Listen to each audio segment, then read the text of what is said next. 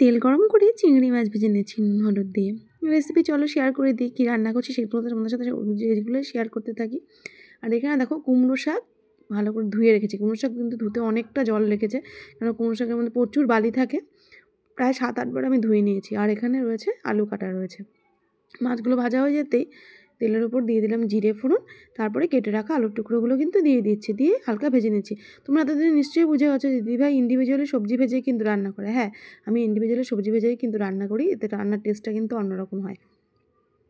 তো চলো তোমাদের সাথে গল্প করতে করতে আলুগুলো কিন্তু আমার ভাজা হয়েই গেল। দেখো গোল্ডেন ব্রাউন করে আলুগুলো ভাজা হয়ে গেছে।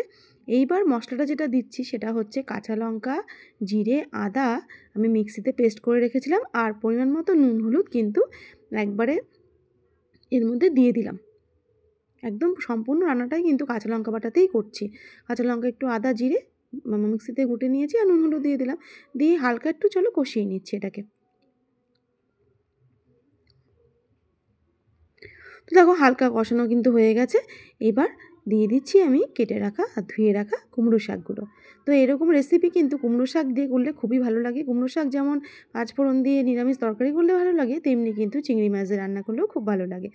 তো চলো তোমাদের সাথে গল্প করতে করতে এটাকে একটুখানি কষিয়ে নিই কিছুক্ষণ। আর কুমড়ো শাকের তো জল ওঠে, তো শাকের পরিমাণটা কিন্তু অনেকটাই ছিল, তো হালকা অল্প অল্প করে দিয়ে কিন্তু একটু কষাচ্ছি আমি। তো তোমরা এরকম রেসিপি কখনো ট্রাই করেছো কি না আমাকে কিন্তু অবশ্যই কমেন্ট বক্সে তোমরা জানিও বন্ধুরা। তো সব শাকগুলো কিন্তু আমি এবার একে একে দিয়ে দিলাম এর ওপর দিয়ে। কুমড়ো শাকে প্রচুর বালি থাকে, মানে আমি অনেকবার ধুয়েছি আজকে, জানো প্রায় 7 থেকে 8 বার আমাকে ধুয়ে তারপর এটা রান্না করেছি। তো চলো ঢাকনা চাপা দিয়ে মোটামুটি 2 মিনিটসের জন্য একটু কুক করে নিই। 2 মিনিটস পর দেখো ফিরে এলাম। দেখো একদম কিন্তু কুমড়ো শাক থেকে কিন্তু জল উঠে গেছে। জাস্ট কষানো কিন্তু প্রায় শেষ, কেননা শাকের জলটা একবারে শুকানো যাবে না। শাকের জলটা একেবারে শুকিয়ে গেলে কিন্তু টেস্টটা অত থাকবে না। তো মোটামুটি কিন্তু কষানো হয়ে গেছে। মোটামুটি এটাকে ধরো 2 মিনিটসের জন্য ঢেকে দিয়েছিলাম, তারপরে আরও 2 মিনিটস ধরে ভালো করে কষিয়ে নিয়েছি। এবার দিয়ে দিচ্ছি সামান্য একটু জল। যেহেতু এটা চিংড়ি মাছ দিয়ে কুমড়ো শাকের ঝোল, তো এটা একটু ঝোল ঝোল তো থাকবেই। তো মোটামুটি জল কিন্তু আমি দিয়ে দিলাম এর মধ্যে।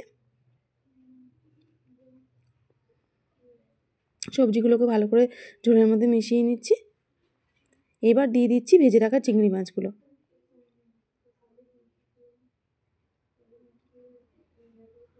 চিংড়ি মাছ যে কোনো রেসিপিতে দাও না কেন খুবই টেস্টি লাগে। তো আমি কুমড়ো শাক ছিল বাড়িতে, কুমড়ো শাকের রেসিপি একটা করে ফেললাম আজকে। আর যেটা করি সেটাই তো তোমাদের সাথে শেয়ার করতে থাকি বন্ধুরা। তো চলো এটাকে ঢাকনা চাপা দিয়ে মোটামুটি 10 মিনিটসের জন্য কুক করে নিই। তো 10 মিনিটস পর ফিরে এলাম, একদম কিন্তু রেডি হয়ে গেছে। গরম ভাতে কিন্তু দারুণ লাগবে। আর একটুখানি আলুটা যাতে একটু স্ম্যাশ করে দিলে কী হবে, ঝোলের থিকনেসটা বাড়বে। তো চলো আলুগুলো একটু স্ম্যাশ করে দিই। রান্নাটা কিন্তু একদমই রেডি হয়ে গেছে।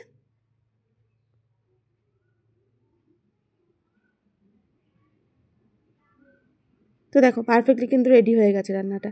গরম ভাতে কিন্তু দারুণ লাগবে।